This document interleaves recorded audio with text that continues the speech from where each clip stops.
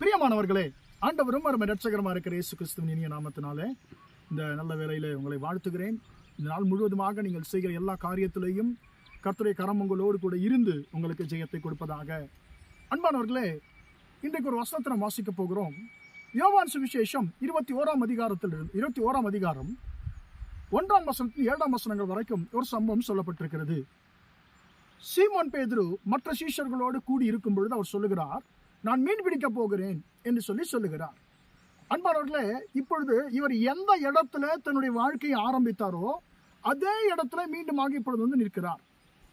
இப்போ இவர் என்ன செய்கிறார் என்று சொன்னால், அவர் நினைத்து கொண்டிருக்கிறார், நான் இங்கதான் என்னுடைய வாழ்க்கையை ஆரம்பித்தேன், இங்கதான் இயேசுவை நான் சந்தித்தேன், இப்பொழுது மீண்டுமாக இங்கேதான் நிற்கிறேன். அப்போ நான் என்ன செய்யறது, என்னுடைய பழைய தொழிலை தான் நான் செய்ய வேண்டும் என்று சொல்லி அந்த பழைய இடத்திற்கு போன உடனே பழைய சம்பவங்கள் ஞாபகத்துக்கு வருகிறது. வசனம் சொல்லுகிறது, லூக்கா 5ஆம் அதிகாரத்தில் அவர்கள் படவுகளை கரையிலே கொண்டு போய் விட்டு எல்லாவற்றையும் விட்டு அவருக்கு பின் சென்றார்கள் இருக்குது. ஒருவேளை அவர்கள் நிறுத்தின படகுகள் அங்கே இருந்திருக்கலாம். உடனே அவருக்கு என்ன ஆயிருக்கும், அதை பார்த்த உடனே ஒரு ஆசை வந்திருக்கும். உடனே அவர் சீஷர்களை பார்த்து சொல்லுகிறார், நான் மீன் பிடிக்க போகிறேன் என்று சொல்லி. சீஷர்களும் சொல்லுகிறார்கள், நாங்களும் கூட வருகிறோம் என்று சொல்லி. அதிலே ஒரு சிலர் மீன் பிடிக்க தெரிந்தவர்கள், ஒரு சிலர் மீன் பிடிக்க தெரியாதவர்கள். அன்பானவர்களே, ஒரு நற்காரியம் செய்வதற்கு ஒரு மனம் வராது, ஆனால் ஒரு கெட்ட காரியத்தை செய்வதற்கு ஒரு மனதை பிசாசு மிகவும் எளிதாக கொண்டு வந்து விடுவான். இங்கே எது நற்காரியம்? கர்த்தருடைய ஊழியத்தை செய்வதற்காக ஒருமனப்படுவது நற்காரியம். ஆனால் இங்கே என்ன நடக்குது, கர்த்தரை விட்டு அவருடைய அழைப்பை விட்டு பின்வாங்குவதற்கு ஒரு மனத்தை பிசாசு கொண்டு வருகிறான்.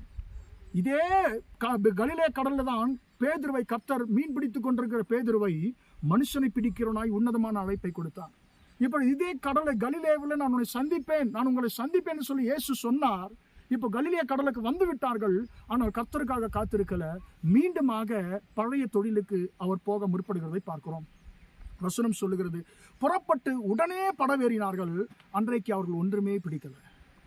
அன்பானவர்களே, நாம் கர்த்தருக்காக காத்திருக்க வேண்டிய நேரத்தில் கர்த்தருக்காக காத்திருக்காமல் கர்த்தர் கிரியை செய்ய வேண்டிய நேரத்தில் கர்த்தருடைய கிரியைகள் தாமதமாகும் பொழுது நாம் என்ன செய்கிறோம், மீண்டுமாக நாம் விட்டு வந்த பழைய காரியங்களுக்கு நாம் செல்லுகிறோம். இந்த இடத்துல பேதுரும் அதைத்தான் செய்கிறார். பேதுருவை கேட்டா சொல்லியிருப்பார், பேதுருவே, இதே கடல்ல தானே உன்னுடைய வாழ்க்கை ஆரம்பித்தது, இங்கதானே இயேசு உன்னை மனுஷனை பிடிக்கவனாய் மாற்றினார் என்று சொல்லி திருப்பி ஏன் மீன் பிடிக்க போகிறான் என்று சொல்லி கேட்டால் அவர் சொல்லியிருப்பார், ஆமாங்க, இயேசு இருந்தாரு, அவர் எல்லாவற்றையும் செய்தார், இப்போ அவர் இல்லை, என்னுடைய வாழ்க்கையை நான் தான் பார்த்து கொள்ள வேண்டும் என்று சொல்லியிருப்பார். அன்பானவர்களே, இப்போ அதுதான் நடந்தது. அவர் மீன் பிடிக்க போகிறார், ஒன்றுமே கிடைக்கல. என்று சொன்னால் கர்த்தருடைய சித்தத்தை மீறி கர்த்தருக்கு சித்தமில்லாத காரியத்தை நாம் செய்யும் பொழுது நமக்கு வாய்க்காது. உடனே இயேசு மீண்டுமாக அந்த இடத்துல விடியற் காலமான பொழுது அவர்கள் வெறுமையோடு வருகிறார்கள். கரைக்கு வரும்பொழுது இயேசு கேட்கிறார், பிள்ளைகளே, சாப்பிட உங்க இடத்துல ஏதாவது இருக்குதா? இல்லை. அப்போ உங்களுக்கு வலதுபுறமாய் வலைகளை போடுங்க, உங்களுக்கு அகப்படும் என்று சொல்லுகிறார். அவர்கள் அந்தபடியே செய்து திரளான மீன்களை பிடிக்கிறதை பார்க்கிறோம். அன்பானவர்களே, அப்பொழுது உடனே இயேசுக்கு அன்பாயிருந்த சீஷன் அவர் கர்த்தர் என்று சொல்லி அடையாளம் கண்டு கொள்ளுகிறார். அன்பான தேவனுடைய பிள்ளையே, நம்முடைய வாழ்க்கையில கூட நாம் தேவனுக்கு சித்தமில்லாத காரியத்தை செய்யும் பொழுது, கர்த்தருக்கு காத்திருக்காமல் நாம் தேவனுக்கு சித்தமில்லாத காரியங்களை செய்யும் பொழுது நம்முடைய பிரயாசங்கள் எல்லாமே வீணாய் போய்விடும். நாம் கர்த்தருக்காய் காத்திருக்கும் பொழுது கர்த்தர் நிச்சயமாய் நம்முடைய வாழ்க்கையிலே அவர் நன்மைகளை செய்வார் என்று சொல்லி இந்த வசனங்கள் மூலமாக இயேசு கிறிஸ்து நமக்கு ஒரு பாடத்தை கற்றுக் கொடுக்கிறார். அன்பான தேவனுடைய பிள்ளையே, மீண்டுமாக பேதுருவை கர்த்தர் அவர் அழைப்பை விட்டு போனாலும் கர்த்தர் பேதுருவை அந்த அழைப்பிலே நிலைநிறுத்தினார். அன்பானவர்கள், தேவ சித்தத்துக்கு மீண்டுமாக அவர் கீழ்ப்படிந்த பொழுது கர்த்தர் மீண்டுமாக அவருடைய தோல்வியை கர்த்தர் மாற்றினார். அன்பானவர்களே, பேதுருவை மீண்டுமாக அவருடைய அழைப்பிலே நிலைநிறுத்துகிறதை பார்க்கிறோம். அன்பான தேவனுடைய பிள்ளைகளே, இன்றைக்கு நாம் எதை செய்து கொண்டிருக்கிறோம்? நீங்கள் எதை செய்து கொண்டிருக்கிறீர்கள்? நாம் கர்த்தருக்காக காத்திருக்கிறோமா, அல்லது நம்முடைய மனம் போன போக்கிலே நாம் இஷ்டம் வந்த காரியங்களை நாம் செய்து கொண்டிருக்கிறோமா என்பதை நாம் சற்று யோசித்து பார்ப்போமாக. நம்முடைய இந்த நிலைக்கு காரணம் கர்த்தர் சொல்லாத சில காரியங்களை செய்ததுதான் இதற்கு காரணமாக இருக்கலாம். என்னுடைய பிள்ளைகளே, நம்முடைய வாழ்க்கை நாம் சீர்படுத்தி கொண்டு நாம் மனம் திரும்புவோமா? ஜெபிப்போம். இரக்கமுள்ள தகப்பனே, நன்றியோடு துதிக்கிறோம், ஸ்தோத்திரிக்கிறோம். இம்மட்டுமாக அந்த வார்த்தையை கேட்டு உடைய பிள்ளைகளை ஆசீர்வதியும் ஆண்டவரே.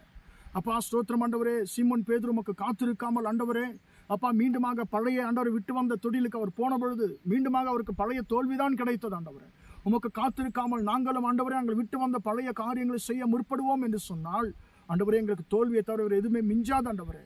ஆண்டவரே, உம்முடைய பிள்ளைகள் ஒருவேளை கவலையோடு இருக்கலாம். என்னுடைய வாழ்க்கை எங்கே ஆரம்பித்ததோ அதே இடத்துல மீண்டுமாக வந்து நிற்கிறதே என்று சொல்லி கவலையோடு உம்முடைய பிள்ளைகள் இருக்கலாம். ஆனாலும் ஆண்டவரே, நாங்கள் ஆரம்பித்த இடத்துல மீண்டுமாக எங்களை கொண்டு வந்து நிறுத்துவது எங்களை தாழ்த்துவதற்காக அல்ல ஆண்டவரே, நீர் எங்களை உயர்த்துவதற்காக என்று சொல்லி ஆண்டவரை நாங்கள் உணர்ந்து கொள்ள கர்த்தர் உதவி செய்யும். இந்த நாள் முழுவதுமாக உம்முடைய பிள்ளைகள் செய்கிற எல்லா காரியத்திலேயும் உம்முடைய கரம் கூட இருந்து ஜெயத்தை கொடுக்கட்டும் என்று இயேசுவின் நாமத்தில் ஒப்பு கொடுத்து ஜெபிக்கிறேன் ஜீவனுள்ள நல்ல பிதாவே.